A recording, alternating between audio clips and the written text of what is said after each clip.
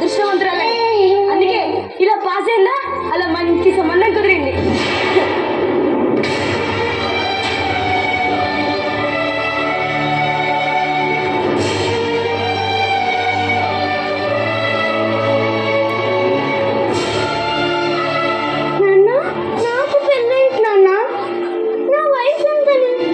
ఆడపిల్లకు వయసుతో పని ఏంటమ్మా?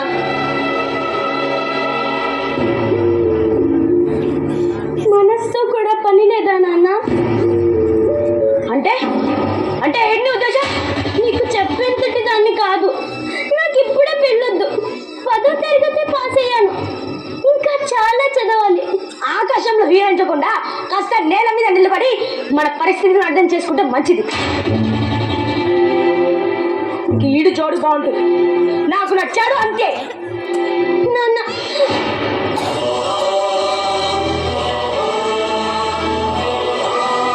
అక్క, నా జీవితం అయిపోయింది, అది నాకు కనిపిస్తుంది. కనీసం నువ్వైనా బాగా చదువుకో.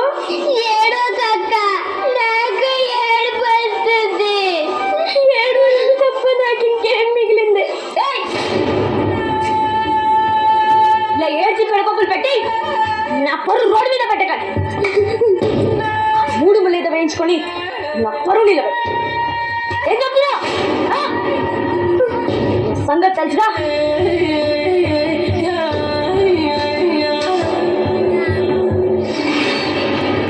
మా కళ్యాణ సీతని ఏంటి పెళ్ళాడుతా?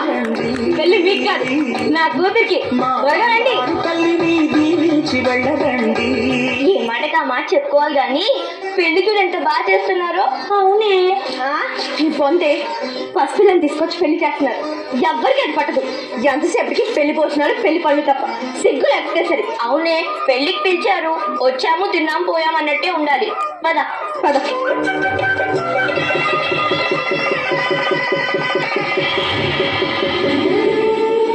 గీత, నా బ్యాగ్ తీసుకురా.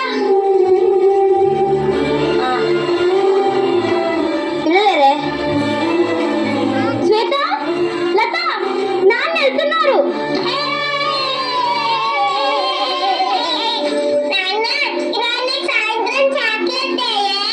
అలాగేనమ్మా. ఏంటి? మీరు ఆడుకుంటూ ఉండండి, నేను సాయంత్రం వచ్చేటప్పుడు చాక్లెట్స్ తెస్తా, ఓకేనా? బాయ్. ఆడుకోండి. ఏమండి, ఒక్క నిమిషం. కాలేజ్లో అడ్మిషన్ సంగతి కనుక్కుంటా అన్నారు. చాలా రోజుల నుండి అడుగుతున్నానండి. ఆఫీస్ పని మీద ఎలాగో సిటీకి వెళ్తున్నా కదే, కాలేజ్ అడ్మిషన్ తీసుకొని వస్తా, ఓకేనా? బాయ్. ఇప్పుడు చదవండి అన్న పిచ్చ నీకు. చదివి ఎవరిని ఉద్ధరిద్దాం మనం? జాబ్ చేస్తా.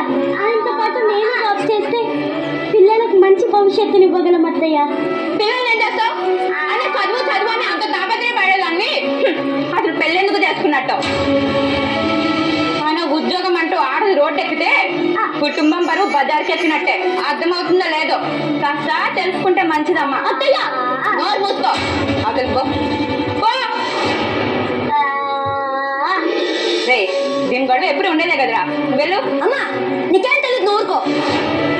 గీత, వెళ్ళొస్తాను, కాలేజ్ అడ్మిషన్ తీసుకొని వస్తాను. ఏమే చూస్తా, ఎన్నాళ్ళు ఇలా సాగిస్తావో నేను చూస్తా. అవకాశం దొరకని నిన్ను ఏం చేస్తానో చూడవే. అమ్మా, నానమ్మకి మనం అంటే ఎందుకు కోపం? అదేం లేదమ్మా, పద.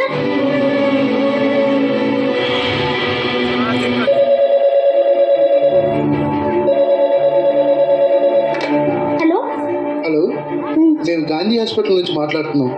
ఈ నెంబర్ గల వ్యక్తి సిటీ కాలేజ్ ముందు యాక్సిడెంట్ అయి చనిపోయారు.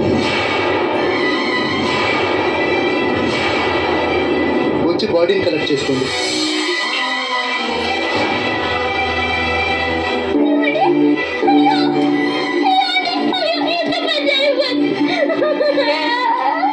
ఏమైంది? ఎందుకలా నట్టింట్లో శోకాలు చేస్తున్నావు?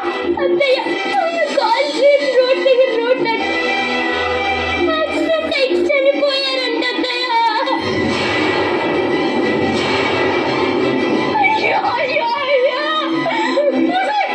ఎంత పని చేస్తావే? చదువు చదువు.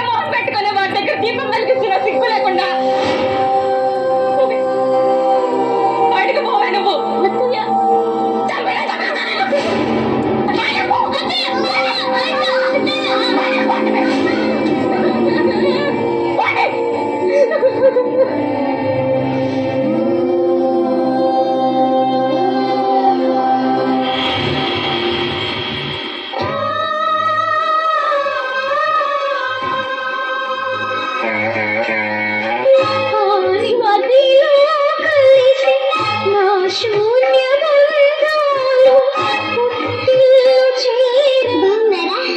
బాగున్నారా రా అక్క, లోపలికి రా. నాన్న ఉన్నాడు. ఏంటమ్మా?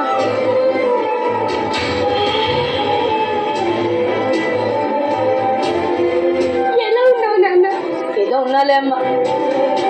పక్కీలు అయిపోయిందని బాధ, ముగ్గురిని పోగొట్టుకున్న దురదృష్టం, నీ చెల్లెలి పిల్ల అవ్వనిస్తుందా అని భయం.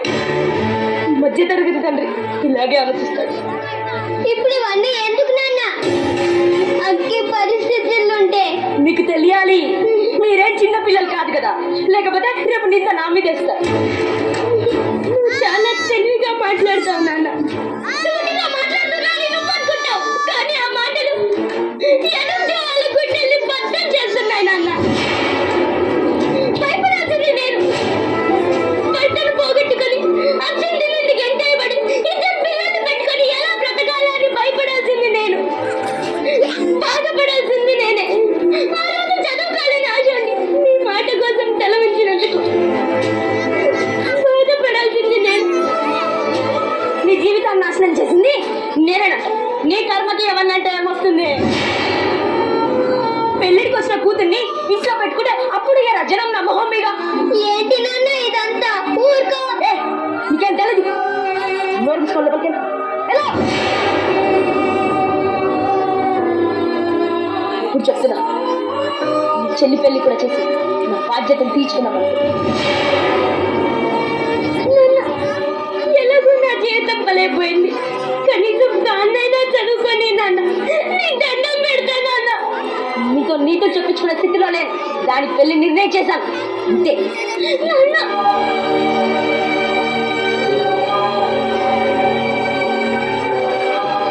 ఎక్కడికక్క?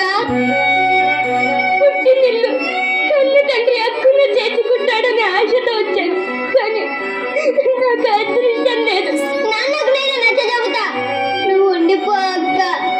బంధాన్ని నిలుపుకోవాలంటే కావాల్సింది నచ్చ చెప్పే మాటలు కాదే, ఇక్కడ కాస్త ఆశ్రత ఉండాలి. కానీ బాధ ఎక్కడ ఉంటుందంటే నాన్నలో కూడా అది కరువైంది. నా కళల్ని నేను నెరవేర్చుకోలేకపోయాను. ఆ రోజే నాన్నతో గట్టిగా మాట్లాడుంటే ఏ బాధ వివాహం జరగకపోయేది. చక్కగా చదువుకునేదాన్ని. నేను నా పిల్లలు రోడ్డున పడేవాళ్ళని కాదు.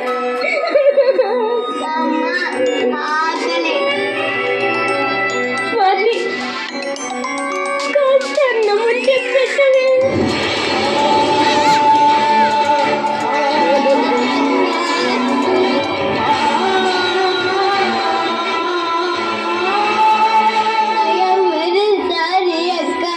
అన్నం తిన్నావా అని కూడా అడగలేదు. ఇప్పుడే వస్తా. వెళ్ళండి, కూర్చోండి. అన్నం కొంచెమే ఉందక్క, పిల్లలకు తినిపించు. నేను ఇప్పుడే బజారుకి వెళ్ళి సరుకులు తీసుకొచ్చి వంట చేస్తా. వెళ్ళొస్తా. బాయ్.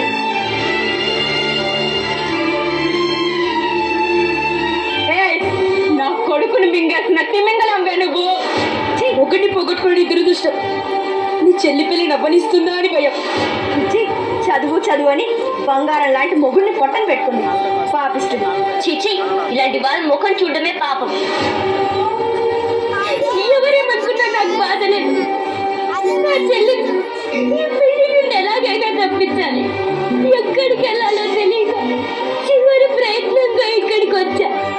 కానీ ఇక్కడ నాకంటూ ఎవ్వరూ లేరు. ఎలాగైనా నా చెల్లిని పెళ్లి నుండి తప్పించాలి.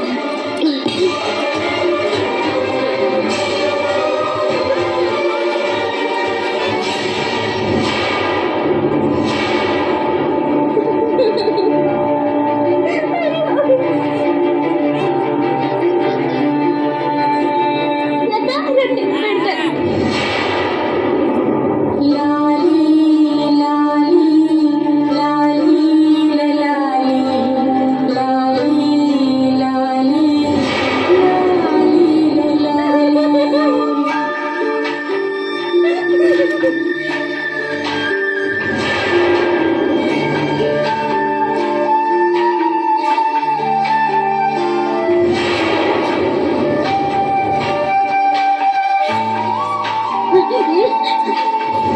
చిట్టి చిన్నారి ఎప్పుడు ఏడవకయ్యా అన్నే అన్నింటా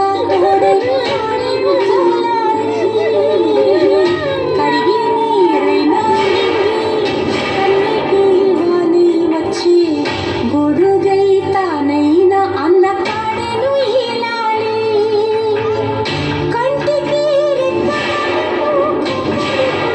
చిట్టి నానా గుండెలో గూడే కట్టి నిన్ను పెంచుకుంటా చిన్ని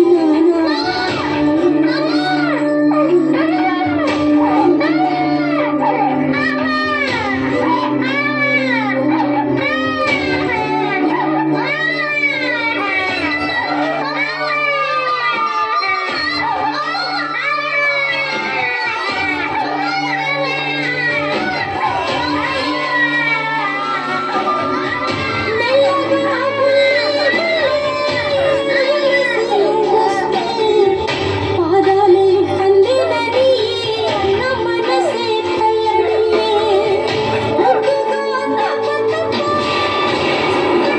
నువ్వు కొడితే బాధలో సంతోషంతో అన్న మనసే ఊరడిలే అన్నకైనా వెన్నెలైనా నీకే కాదే నీకైనా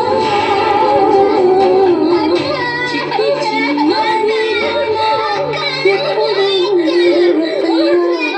అన్నే అన్నింటా తోడే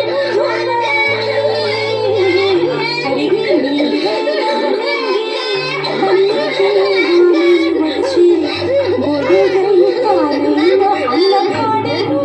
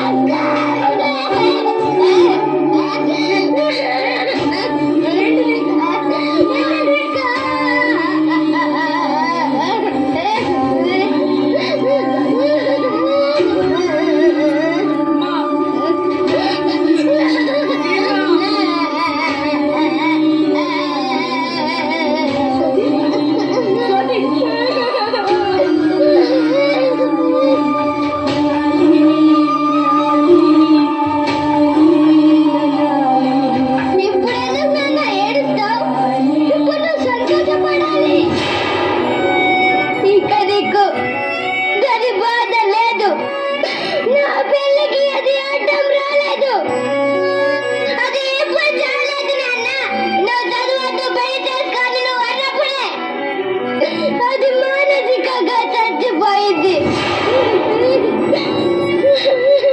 పుట్టిన దుఃఖంతో నీ దగ్గరకు వస్తే నువ్వు అన్న మాటలు కట్టి రెండోసారి గుండె పగిలి చచ్చిపోయింది కనీసం అది అనుకున్నట్టుగా చదువు కానిచ్చినట్లయితే దాని జీవితం మడదడిగిన పైన చిత్రం ఆ చదువు దాని కన్నగా నిలిచేది నా కళ్ళ మీద నేను నిలబడగలను అని భరోసా ఇచ్చేది బ్రతికించేది ఏ దారి లేనప్పుడు గోదావరి దిక్కన్నట్టు అది గోదావరి ఏ దాన్ని ఎంచుకుంది నాన్న అక్క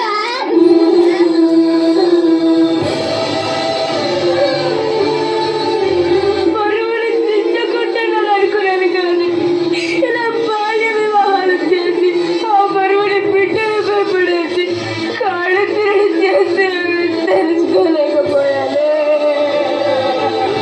ఇది ఆత్మహత్యలు కాదు ఒక తండ్రి మాట నా చేతతో బిడ్డల బతుకుని ఊడిద చేసిన హత్యలు